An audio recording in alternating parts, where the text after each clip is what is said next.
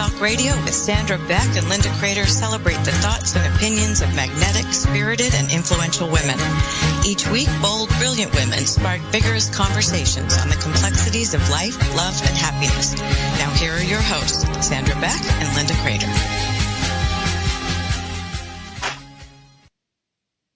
Hey ladies, this is Sandra Beck and Dynamic Women, and I'm here with my wonderful co-host from Washington, D.C., Los Angeles. This is Sandra Beck, sorry, I gotta do it again. Let's start over again. Sorry. What did you have? Yes. Coffee? Breakfast. Hey ladies, this is Sandra Beck and Dynamic Women. I'm coming to you from Los Angeles with my wonderful co-host, Linda Crater from Washington, D.C.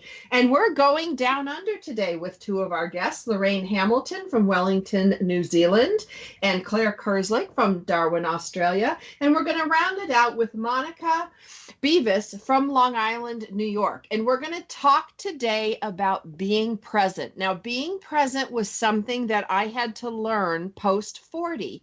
I spent my entire childhood dreaming about what could be. Then I spent my 20s and 30s building what would be. Then it all came crumbling down in my 40s, where I spent a lot of time, digging around in the past of what was.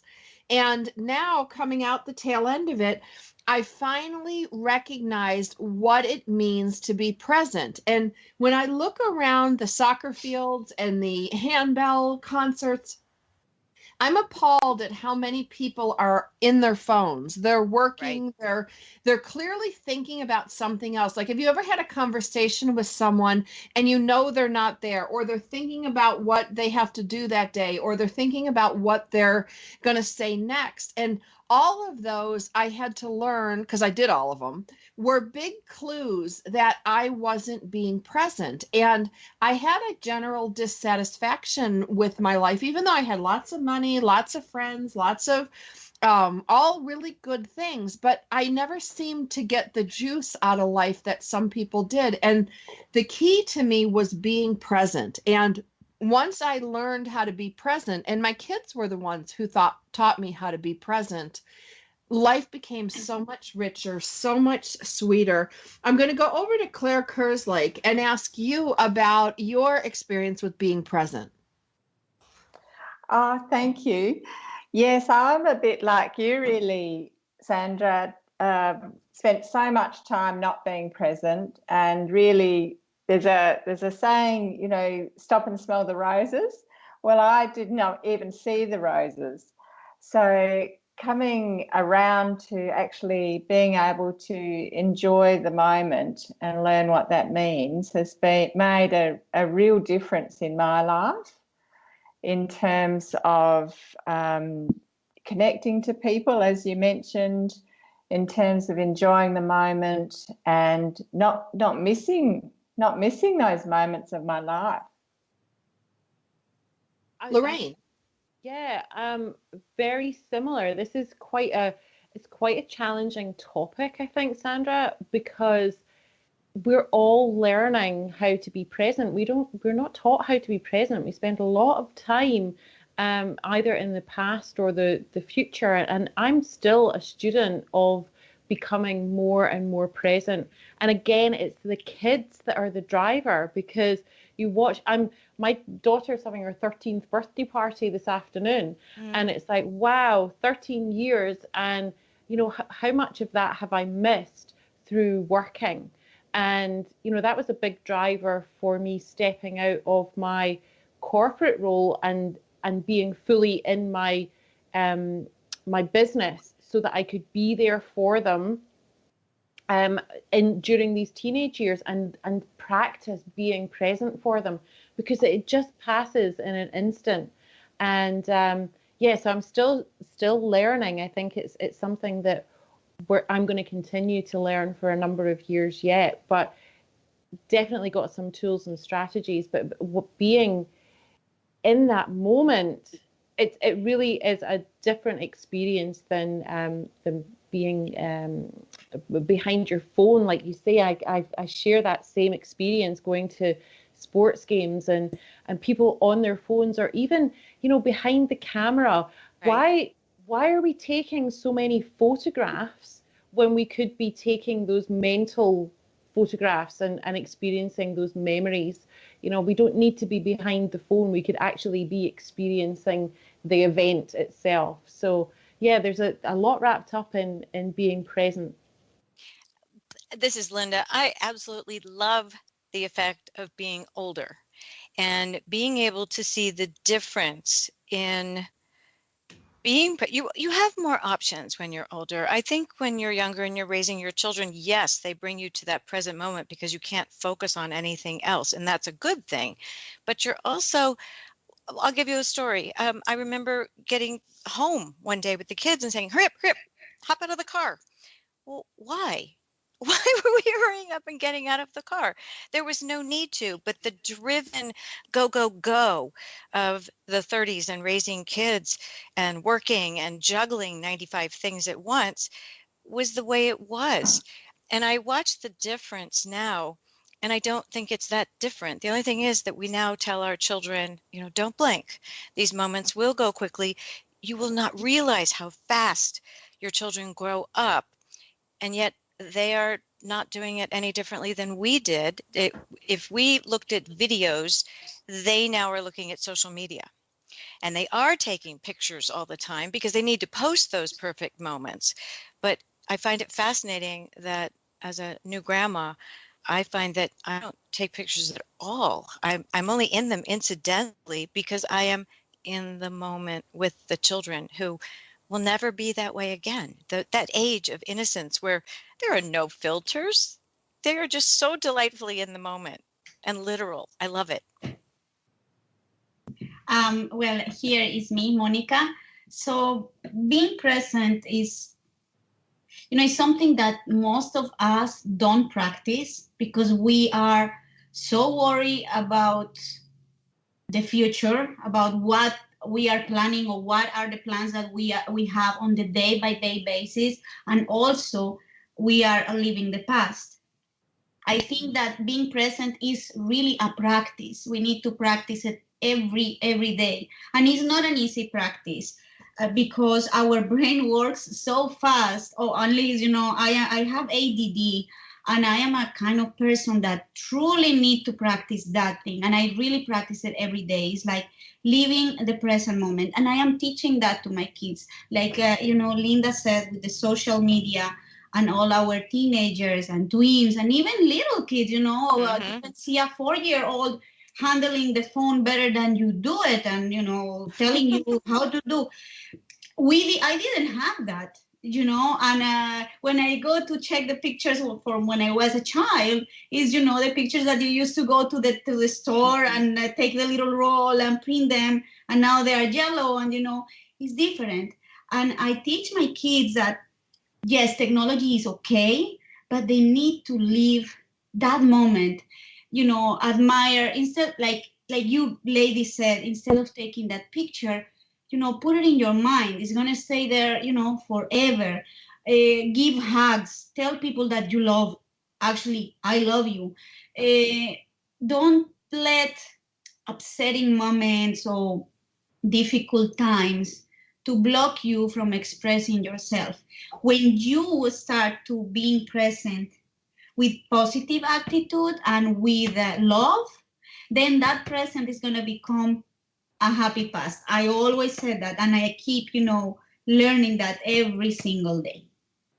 All right, I'm going to jump in and say something that's contrary and unpopular, but very truthful in my world.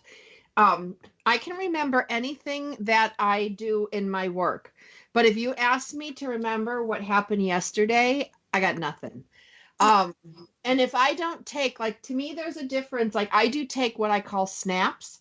Little snapshots. I'll pick up my phone and I'll snap a picture of the baseball game. I'll snap a picture of the kids doing something funny. I'm not, staging a photograph for social media, but I do take a lot of snaps. And as intelligent as I am in some areas, I have a really bad memory. Even when I'm sitting present with the kids, being fully present, And if I don't jot something down or take a snap of it, it kind of goes in one ear and out in the other. And then when I'm on an airplane, like I fly a lot, I sit there and I look through all these silly little snaps, little snapshots of our life. And I'm like, oh my God, I remember that. Oh, and I'm laughing, on the plane like a crazy person, totally enjoying it. But for some reason, it's not there. Like, for Linda or Claire, or Monica, if you don't have a brain that can recall that stuff, and I don't know, it's never been that way with me. And so I do take a snap of so many things. I'll take a snap of a funny chat in like our chat bar, sidebar going down. Something's funny, I'll take a snap of it. Because that's the way I recall. And so I just want to put it out there that not all of us are like hyper photographing moms. Some of us are using it for our memories. Good point. Absolutely. I am agree with that. I have a good memory for certain things, but like you say, my daughter, for example, she takes Snapchats of beautiful things, and I am in shock how beautiful she does it, even with a simple iPhone, and it looks like a professional picture. And you say, okay, yes, there is certain things that we will not remember. Some we will, but some not. I am agree with you, actually. Yeah, but I think the difference is I can watch the game, pick up my phone, take a snap by the side of my head. I'm not looking at the camera. I'm not trying to post it on Facebook at that point. It's just like a little memory aid. Mm-hmm. And then I'm fully present at the game. So I do think that there's little differences in this. Lorraine here, Sandra, I just want to jump in and say, I actually agree with you and wanted to further clarify my point, which was, because I do something similar. I take a lot of snaps, but they never reach Facebook. They never reach social media. They're for me. But I think when you're present and you're not just looking at an event through your camera, you get that feeling. So it's actually the feeling that is the personal snapshot, which you're getting from watching the event and being involved in the event anyway.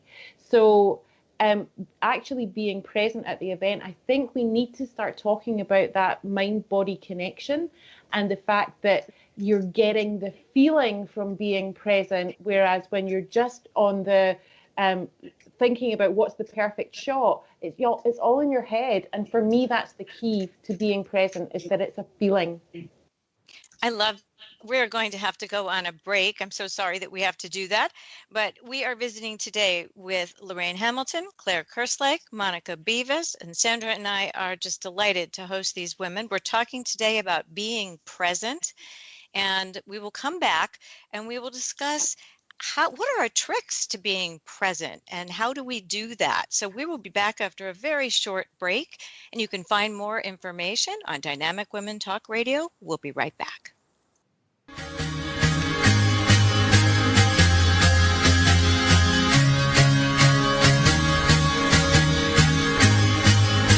We're Dynamic Women Talk Radio, and we'll return after these short messages.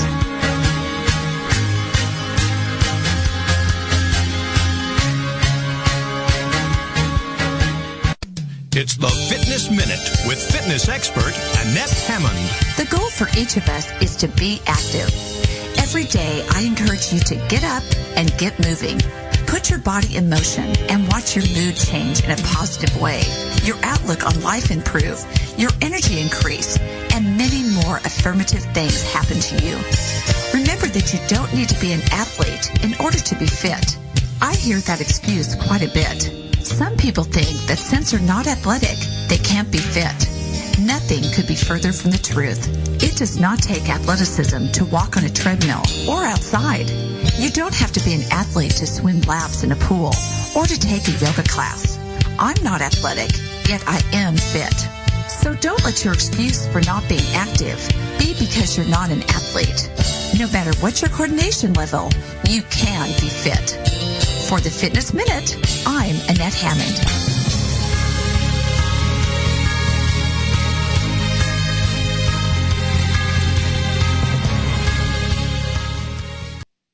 Hey ladies, this is Sandra Beck, and we're here on Dynamic Women Talk Radio with Claire Kerslake, Lorraine Hamilton, Monica Beavis, and I am your host, Sandra Beck, along with Linda Crater, my lovely co-host, and we are talking today about being present. And as somebody on the spectrum, I have certain focus issues. I can focus really intently on certain things, and then many things go in one ear, out the other. And what I liked about what the lady said last segment is about, my little snaps. Those are capturing a feeling. They're capturing a moment in time.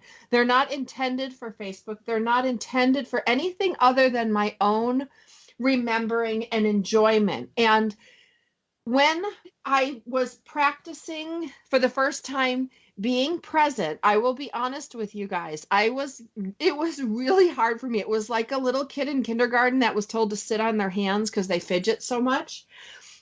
That was me. And I was sitting there going, stay present, stay present, stay present, stay focused, stay focused. And then I would watch I'd like watch the pitch, and then I'd be like, oh, I wonder what happened with the Yankees last night. I should go look up the score. And then the Yankees led to my dad. I wonder how my dad's doing. Did he watch and I'm stay focused, stay focused. I mean, it was like, if you guys saw what went on in my head, you'd be horrified. But it was like wrangling horses or, trying to wash cats to get that focus down so that I could stay present. And I still struggle with it a lot, but like any muscle, I get better at it. I'm going to go to Linda Crater first, because Linda and I are really big opposites. She's like my East Coast snobby.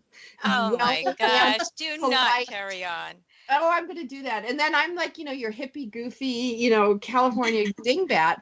But we both work really well together because I feel like we're flip sides of the coin. And I just have to share this, Linda. Linda's so great. She will send me emails for work with one email topic for subject line. She won't ask me like 3 different questions in an email because she knows I will just go bananas off the wall and come back with some completely irrelevant thing about nothing. But yet we're both very successful. And I think we complement each other, but that my scatterbrainness, which is what makes me really good at aspects of my job, is really hard for other people. And I recognize that. And it's hard for me to stay focused. All right. This is Linda. I'm going to be the California hippie at the moment. I'm going to take over your role because listen to this statement, which I really like, and it helps me to focus. Present is where your feet are. And if you just simply think about where you're planted at that moment, you'll find yourself almost laughing because your feet are obviously where you are, but it causes you to focus. So it's so obvious, but it isn't hard to use as a little mantra to pull you right back into the moment.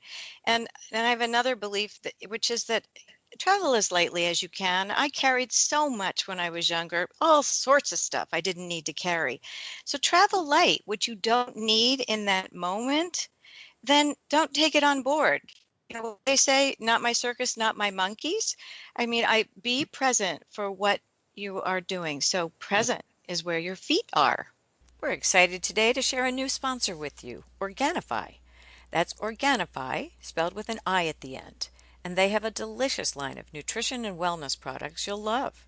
Today we'll share one of our favorites with you, the Organifi Complete Protein. It's a meal replacement shake with 20 grams of organic plant-based protein per serving. It's delicious, and with 5 digestive enzymes, you feel great without bloating and heaviness. This high-protein shake, I make mine with plain water, aids in weight loss, can be used as a filling meal replacement, has vitamins and minerals, plus MCT oils with healthy fats that can help you feel fuller longer. And Organifi Complete Protein also boosts your immunity. Each bottle has 30 servings. I love the vanilla, and Sandra loves the chocolate flavor. It's delicious, nutritious, and our listeners can get 20% off. Go to Organifi.com, that's Organifi with an I at the end, and use code DYNAMIC. Such a great addition to your health and well-being. That's Organifi.com with code DYNAMIC for 20% off your order. Organifi with an I. You'll love it. I need a pedicure. Nice. She is ADD, I will tell you that. It takes a village. I mean, it takes all of us. And that's why, the beauty of today's show is, I used to think everybody's brain worked like mine. I thought everybody thought this things the same way. And that's why it's so wonderful to have all of you ladies on today's show, because we are all so very different, but yet we share similar ideologies. We share similar belief sets and a desire to improve the world, but we all do it in different ways, just like our voices sound different. Like you guys sound like different musical instruments to me, you know, when you talk, but we come together with a commonality of fellowship, and staying present is an absolute requirement for fellowship. I'm going to go to Claire. And Claire, I want to ask you about connection and fellowship and staying present.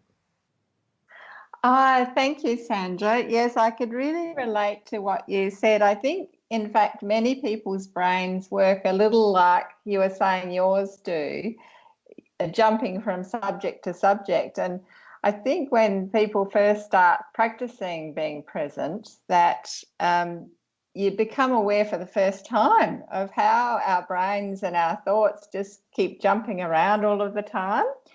And even though I teach mindfulness meditation, and it's incredible how many times through the day I'm not present. So, yes, I just love that. One of the things I try and do, at least sometimes, is to truly connect with the person I'm talking to. And it's amazing. You can, in that moment of connection, you can really give them your full attention, which is a true gift, I think. And, you know, you never know what will make someone's day. It might be as simple as that moment of connection and a smile and that moment of kindness. So it sounds so simple, really, but just reminding ourselves that that connection is can make such an incredible difference. Can you explain to me what the difference is between mindfulness and being present? Because I hear these terms, and, you know, meditation seems to me like I kind of go out in my head, you know, and I'm floating around somewhere, you know, in this like oneness consciousness. So I'm not even present. Like I start getting confused between like meditation, mindfulness, and being present. Because if you're meditating, are you really present? Absolutely. So there'll be lots of different definitions, and in some meditations you really aren't present. You're off on a beautiful beach or a mountain somewhere. I teach mindfulness meditation, which is really all about being present. But when we're talking about mindfulness, for me, the definition is about being present in the moment, but also bringing non-judgment into it as well. So that for me is a little bit of point of difference between mindfulness and presence. And for instance, mindfulness meditation is I consider like a formal mindfulness practice, where those mindfulness moments of being present through our day is a beautiful way that we can bring presence into our day. Much more so. Okay, now talking I have a point of view about mindfulness and presence. I think both are kind of melting each other. You know, it's like you can, to be present, you need to have some kind of mindset also, especially, you know, when you have a brain that works with so many things. I am this kind of person that I have so many projects and I wish to have the time to finish them the same day at the same time. So it's difficult for me to focus. So I need to put my mind on a state that, okay, I need to go step by step, finish one, then go to the other one. So I have a quote here in my office in front of my computer to remind me that what I do in the moment is really what it counts. So it's from Buddha, and it says, each morning we are born again. What we do today is what matters most. And it's true. What it was done yesterday, it was done. If it was happy, amazing. So I have a good view of that. But what I am doing now, this moment, sitting here, talking with you ladies, it's what it matters most. You know, I don't know if I'm going to go out then and something is going to happen. I fall or I go, or I just change my way of my plan. But what it matters is this right moment. So my mind is with you ladies, is with the conversation. And this is the focus that I have. And I am present with you ladies. I hope you understand what I meant. We feel it. And that's amazing, because I think that by being present also is that energy, you know, you can feel that vibes.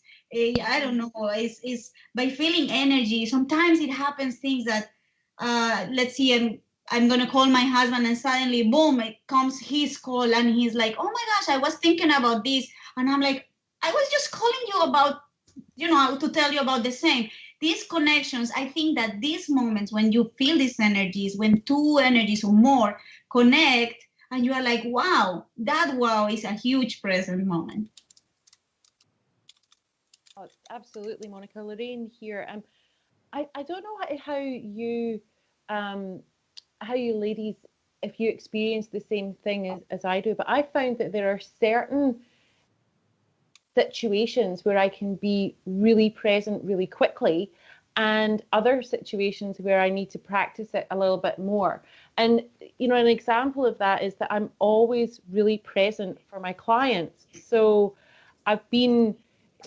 you're practicing active listening. And if you've ever been in a situation where you're working with someone who is truly, or speaking with someone who is truly listening to you, like not just listening for their opportunity to speak, but really listening to you, you can feel it.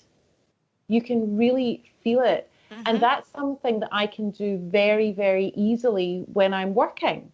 But I often don't do it so well when I'm talking to the people that are most important to me. So it's, you know, it's my kids and my husband that will get the, you know, the half listening and the not really present in the while I'm doing something else. And so the practice of becoming more present, the practice of mindfulness has been something that I've had to embrace over the years, and something that I've had to learn.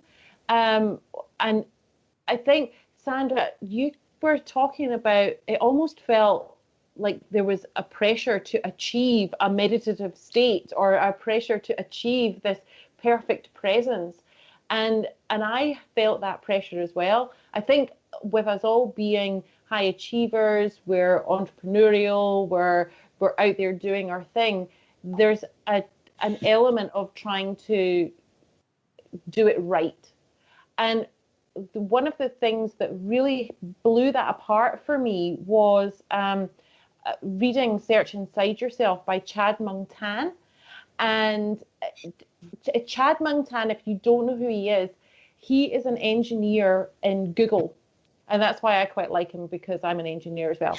But he's an engineer in Google, and he developed the program Search Inside Yourself that Google employees go through. And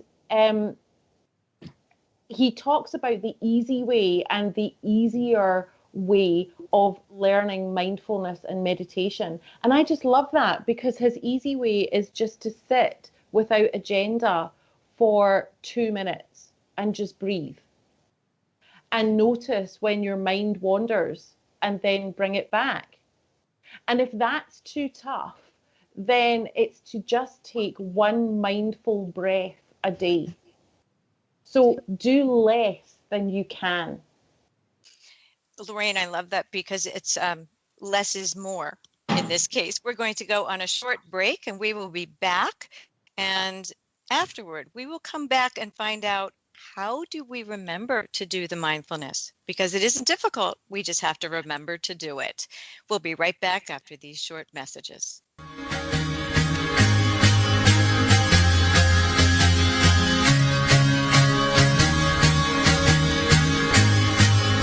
We're Dynamic Women Talk Radio, and we'll return after these short messages.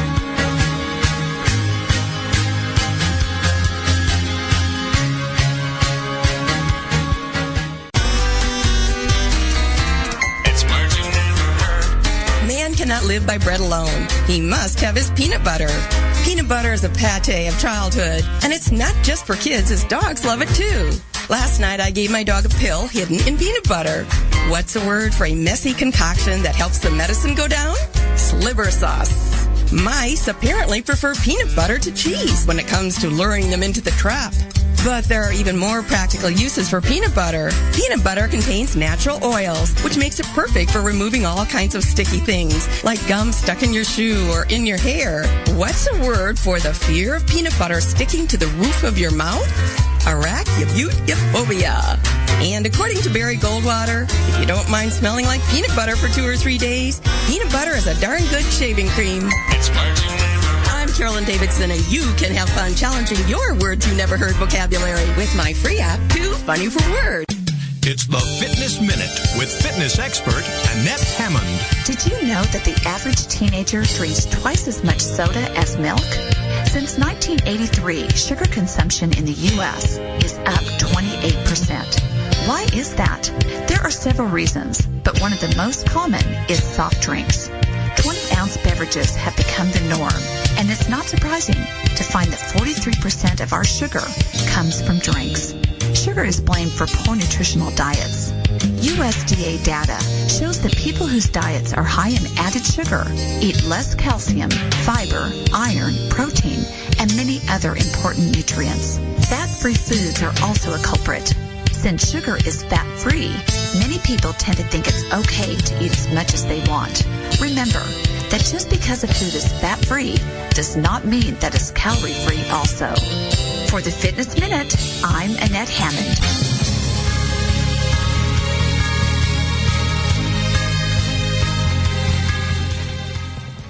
Hey ladies, this is Sandra Beck, and I'm here with Linda Crater, and we have our good girlfriends, Clara Kerslake, Lorraine Hamilton, and Monica Beavis, and we're talking about mindfulness, meditation, and when we went to commercial break, Linda brought up a great point, like how do we incorporate this in our daily lives? Now, I have 3 planners. I know that sounds ridiculous, but I have a fitness, like food wellness planner, and in there I write down each day, and it sits in my kitchen, and I log what I eat. I make sure I check off my vitamins, my probiotics, my yoga, my meditation, and I do these things called morning pages. I write for like 20 minutes in the morning in a journal, and I just dump whatever's in my head that I need to get out. And I get some great insights. It's cool. But so I check all those things off in the morning. Then I go into my office, which is down the hall, and I have my work planner. And in there, I have all my work things. And every day at noon, I have a thing marked breathe, because I tend to not breathe the whole morning. And so I sit down, and usually from 12 to 12:30 is my breathing time. And then I have lunch, and I go back in the kitchen and log things there. Then I have my family planner, which I know starts to get really ridiculous, but it has my kids' stuff that they're working on, their projects, stuff I need to buy. And I sit down sometimes with these 3 planners at my kitchen table going, okay, now I make my to-do list, or I make my shopping list, and but I can't put it all in one planner, because then I go insane. Everything gets all jumbled in my mind. And so if I don't make a point to do yoga, to do my meditation, and then before I go to bed every night, I listen to these guided meditations by Dr. Joseph Gallenberger. They're brain balancing, and they have taken my rapid brain craziness like down 3 notches so that I can get a good night's sleep and I don't feel like Brainiac from the planet Smartron with my head shorting out every night before I go to bed. So all of those have to be logged into my planners. And then if it's not in my planner, it doesn't happen. I'm out chasing shiny hubcaps. I mean, I could spend a whole day, you guys, getting absolutely nothing done, having the time of my life, and then I could come home and not even tell you what I did. I'm going to go to my girlfriend Lorraine first, because Lorraine, you seem to speak my language really well. It might be the engineering background, who knows, separated at birth, but how do you get through your day? Like, I have a very rigid regimental planning system because I know myself. I know what will happen. My brain's exploding just listening to your regimented planning system, to be honest. I think I would need a planning system to manage the planners. I'm quite in awe, to be honest. Look, I'm not as structured as you are. I think I would benefit from being more structured, but I definitely need to have some. So very much like, if it's not in the planner, it doesn't happen. If it's not in my Google Calendar, it doesn't happen. So, my client scheduler is hooked up to my Google Calendar. If I have reminders of things that I need to do, everything goes into my Google Calendar. It's attached to my phone. It emails me. It pings me. It tells me where I need to be and what I need to be doing. And that certainly is how I get through what I need to get through. But I think one of the question before the break was, how do we remember to be present? Well, I wish that we were on. Well, no, actually, I don't wish that we were on video, because it's like 5:30 in the morning here. But if you saw my office, then there are reminders everywhere. So there are, my vision board, my affirmations. I have a poster on my wall that says "Trust your instincts." There are so many post-its around my screens that say, I give myself permission and breathe. And really my habit, though, because we know that habits are what makes it powerful, and to form a new habit is something that we can learn and need to learn. But really, I do my conscious breaths in the shower in the morning, and it starts my day off right. And then anything else is a bonus, because I know that if I just get those conscious breaths in, that at least I've done that. And then I can go to yoga, and I can spend an hour on doing real deep breathing, and I can spend my time. I'm Reiki attuned, so I'll go to bed at night and I'll give myself Reiki, which is a form of meditation for me. But I know that when I do these things, that my positivity stays up, which makes my energy stay up, which keeps me in the right space to be able to do all those things that are pinging at me from my phone and my email. So it's starting the day off right with those 2 conscious breaths, not trying to do too much, because I've got to achieve it. And if I don't achieve it, then it messes with my head. So 2 conscious breaths in the shower in the morning, and anything else is a bonus. That's how I do it. This is Claire here. That's fantastic, Lorraine. I love hearing about the different ways that we choose to start our days and anchor in those moments of being present. And I'm a bit like you, Sandra. I've got a couple of planners and do the morning pages and set my day up with that.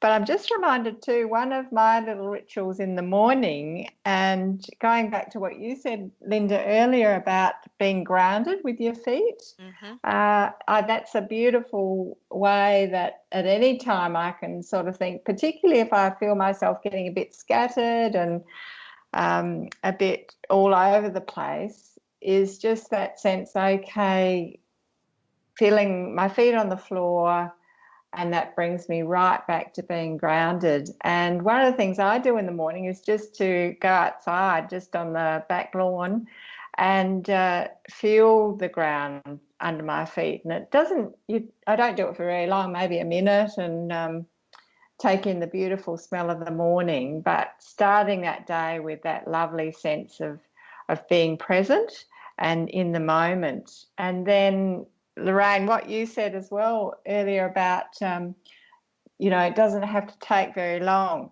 Do less than you need to is just so important, just to start with those little moments. And you can do those little moments through the day then that can make such a difference to how your day goes. Yeah. Hi, here is Monica. I think that Claire was talking in the previous section about that, you can get focused when you are working, for example, with your clients or in something that is disconnected from your closest ones. And I think that is something that happened to most of us. And it's probably because we know that they are there. It's like, it's gonna sound a little funny, but it's like we kind of take that for granted, and we don't think, or we don't follow like they need that attention. It happens to me. Sometimes I am doing something, even if it is not with a client, even if it is something, a chore in the house, and then my husband is talking to me and I'm like lost. He's like, did you just hear what I say? I'm like, not there, you know, and my mind is going in another way. The same with our kids. So I think we need definitely to start to learn how to practice that, being present with the ones we love the most, because of that reason, that they are the one we love the most, we kind of take them for granted. So when we start to do that, I think that the rest also will come along, and any moment that is going to come and needs to be present, we're going to be there. You know, I find that women seem to think they can multitask, and I'm one of those who believes that multitasking is a complete myth. And so being present when you're trying to do 20 things at once, haven't you ever talked to someone and they're looking at your phone, and I just get silent and I wait, and then they look up, they're like, no, go ahead, I'm listening, but I don't feel heard. And so to me, that's not someone who is truly present. And I don't find that comforting. I actually feel that, okay, you're not interested in what is going on. But I think being not present is easy. Being present is something that takes more focus. And whatever it takes, whether it's simply making your lists in the morning, or I'm actually sort of a hybrid of all of you. I plan my morning, my beginning and my end only, because a long time ago when I practiced what you did, Sandra, when my children were younger, the more I planned, the more, well, they say when you plan, God laughs, and he was laughing uproariously at me because I thought I could put everything in a plan and it didn't work. So during the day, but what I had to learn, and I'm still learning and will always need to learn, is to be more mindful of the interruptions. We choose to let the interruptions come into our lives. And when we allow a lot of interruptions to occur, or we don't focus on something for a period of time, we find that we're not very productive. And I always think back to the day, was I productive today? Because that makes me feel good, makes me feel contented, fulfilled. Did I help people today? Did I add value to other people today?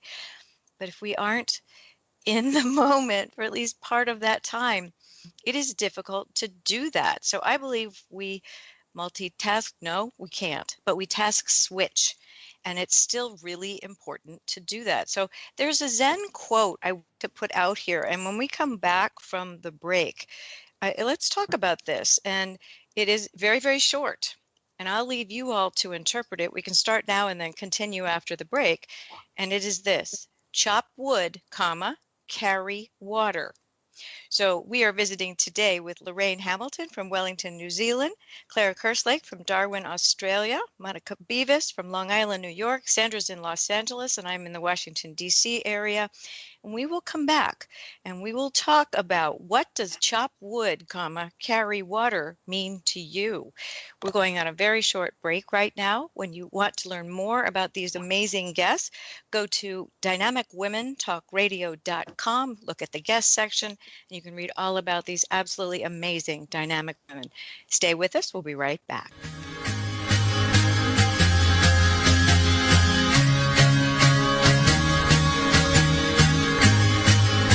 We're Dynamic Women Talk Radio, and we'll return after these short messages.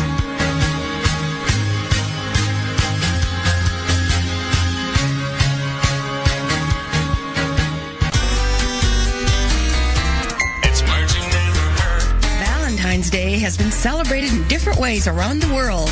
In Italy, one tradition suggests that the first man a single woman sees on Valentine's Day was the man she would eventually marry.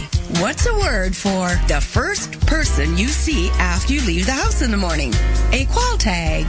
In South Africa, some women pin the name of their love interest on their shirt sleeves, following an ancient Roman tradition known as Lupercalia. This is how South African men learn of their secret admirers. Yes, in America, it is widely believed that if women don't receive a gift of candy, flowers, or a card from their guy on Valentine's Day, he's probably going to get dumped. This is usually the cause for a charrette or an 11th hour effort by men to buy their woman a Valentine's gift. It's Marching Neighbor. I'm Carolyn Davidson, and you can have fun challenging your words you never heard vocabulary with my free app, Too Funny for Words. It's the Fitness Minute with fitness expert Annette Hammond. Just as you need to give your car gasoline or diesel to fuel it, you need to give your body the right kind of fuel also. I am often asked, should I eat before I work out? The answer is yes.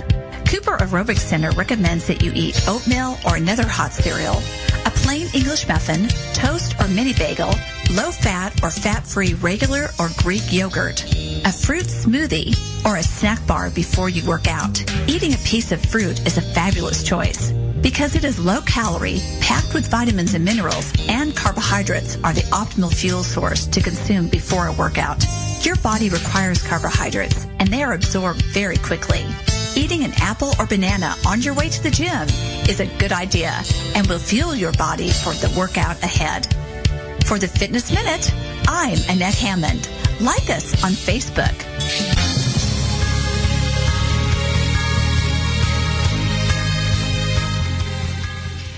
Hey ladies, this is Sandra Beck and I'm here with Linda Crater and Dynamic Women, and we are talking about the way we work in staying present. And for some of us who have focus issues, or for some of us that take our focus issues and turn them into really great careers, there is a concept out there that says multitasking is impossible, is inefficient. And, Linda talked about, what did you call it? The wood chopping? Chop wood, carry water. It's a Zen quote. Okay, chop wood, carry water. I want to talk about this because I really don't understand the concept that multitasking doesn't work. I've read the studies. I just don't think it's a universal blanket assumption that some of us can multitask. I feel like I multitask all day long, and am I good, better, or best? But I also can't focus on one thing. If I try to focus on just one thing at a time, that is as hard for me, I think, as somebody who doesn't multitask. I just think that they're different ways of doing and being, and we're not all the same. So I'm going to go to Linda Crater. I understand what you're saying, and I think some people are able to do multiple things at once or do them in rapidity more smoothly than others. But the science behind multitasking says that if you multitask and are constantly doing multiple things and stopping and starting and stopping and starting, that eventually your neural connections will not allow for the smooth continuity of creativity. And if you stop and think about someone who has a traumatic brain injury, that's one reason why they need to focus on one thing at a time, because our brains work best when we do one thing at a time. So generally the rule is that you do like things at the same time. So that might fit what you're talking about with multitasking. So if you're going to answer emails and write invoices and things like that, that's one task. It's not changing a million tasks, but when you pick up the phone and it is a constant interruption to what you were doing, you're doing everything less well than if you focused on it or set aside some time for it. So I am of the mind that multitasking is a myth, other than doing laundry while you're doing something else. That I disagree, because when I am my most productive and creative, and I'm gonna raise my hand up here for maybe the 0.1% of the population that's brain works like mine does. If I don't have three things going at once, I start to get anxious. I start to get upset. I start to get frustrated. And when I was little, everybody kept saying, you're scatterbrained. You need to focus. You need to do X, Y, and Z. And, you need to do them in this order. And I'm like, well, but I can do them in this order and it works better for me. And so I'm just going to leave the door open for not everybody's brain works the same way, and not everybody's, like, science might prove it for 95% of the population, but there are, like in any statistical variations, there's always a variation. So I'm going to go over to Lorraine Hamilton and see what she thinks, and then we'll go to Claire. Cool. Thanks, Sandra. So I would subscribe to that multitasking is a myth for me, and that it is the task switching. Mm-hmm. What I find is that if I switch between too many different tasks, I find my energy drains very, very quickly. That being said, though, I do have a number of different strands to what I'm doing at any given point. So I am never going to be that one path entrepreneur that it says, you know, this is what's the one thing you want to be known for? Well, that kind of question just freaks me out, because I know that I want to be known for more than one thing, and I don't want to be boxed into more than one thing. So I don't want to be boxed into one thing. So yes, I have a lot going on, but I believe that I am doing one thing at a time, but I may have shorter spans of time that I spend. So it may look like I'm multitasking, and people often think that I am multitasking, but actually what I'm doing is task switching in quite a linear fashion. Does that make sense? It does. That's what I was talking about with taking quantities of time that are going on. So I think that, San, if you really dissected what you were doing, you could have like 2 processors. You have a couple of monitors in your office, so they can be doing different things, but that's task switching. See, and mine all run together. Like there's stuff going on in my head right now. I'm preparing for different things. I'm preparing for my 12:30 meeting. I'm making notes on a screenplay that I'm working on, you know, all while I'm listening to you. And I think for some of us, it is like having 2 processors in your brain. It's like one's going on one track, one's going on the other track. And yeah, you can switch back and forth in between them, but they are essentially running at the same time. So, you know, I'm obviously in the vast minority, so we won't waste any more time on this, but possibly not, Sandra. I think it comes back to, you know, just knowing yourself and knowing your strengths and how to get the best out of yourself. There is no right or wrong. There is only us. And the more that we know ourselves, then surely the more successful we will be as individuals and collectively. This is Claire here. I'm just loving this discussion and hearing how different minds work. And I guess I'm agreeing with Lorraine as well to say whatever works for you, if you've found something that works, to do that.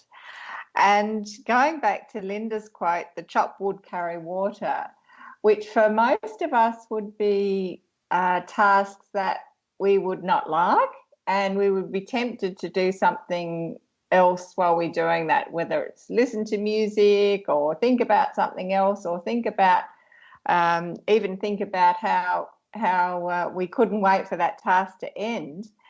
But what I love about that saying is that if you immerse yourself in that task, you actually find it's not quite as bad.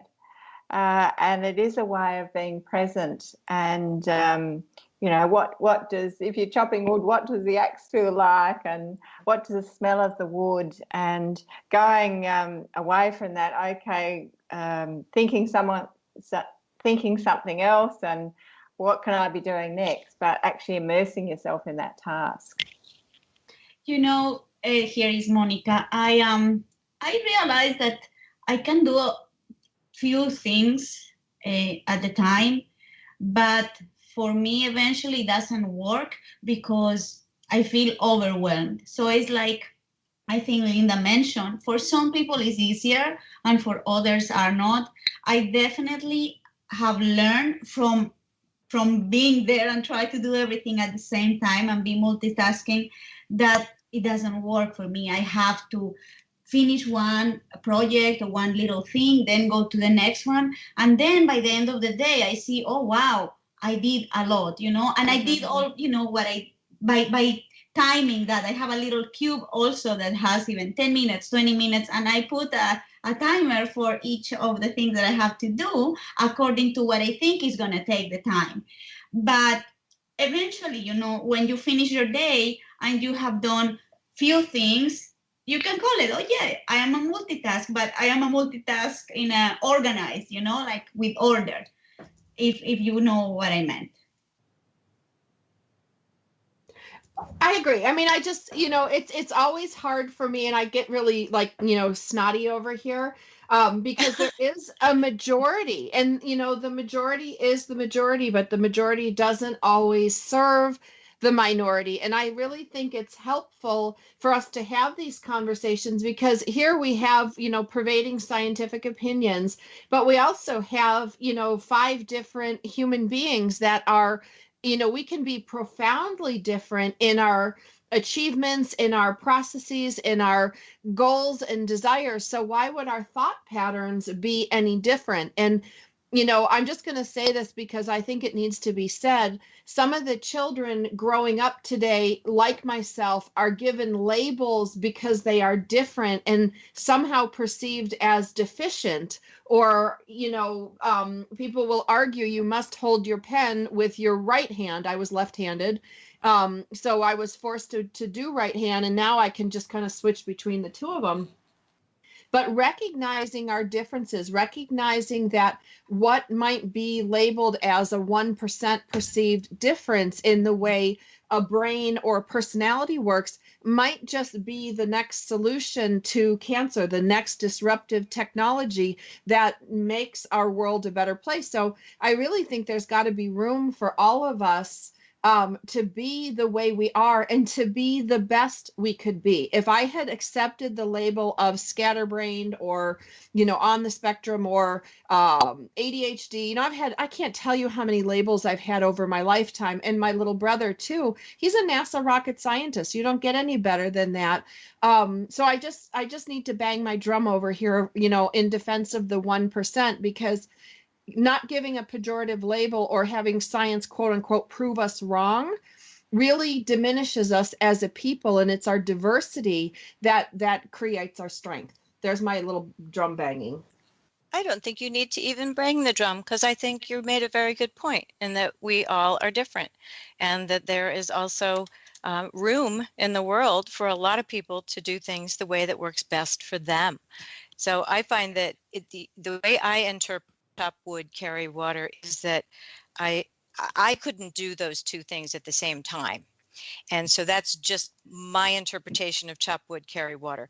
But I think that we all go through periods of time when we are multitasking, we are task switching, we are doing all kinds of things. And I love the diversity in terms of all of the way brains are such amazing organs, and we will never seem to understand them. And so why should we? I love that some things are still a mystery in this world. I have loved this time with you ladies, and it's a tough topic. And today's show is with Lorraine Hamilton, Claire Kerslake, Monica Beavis, Sandra Beck, and I. And you can find more of our shows at dynamicwomentalkradio.com. And these women are amazing. Thank you for being on with us today. Thank you, Linda. So welcome. So welcome. We'll see you again next week with some amazing, more dynamic women. Make it a great week.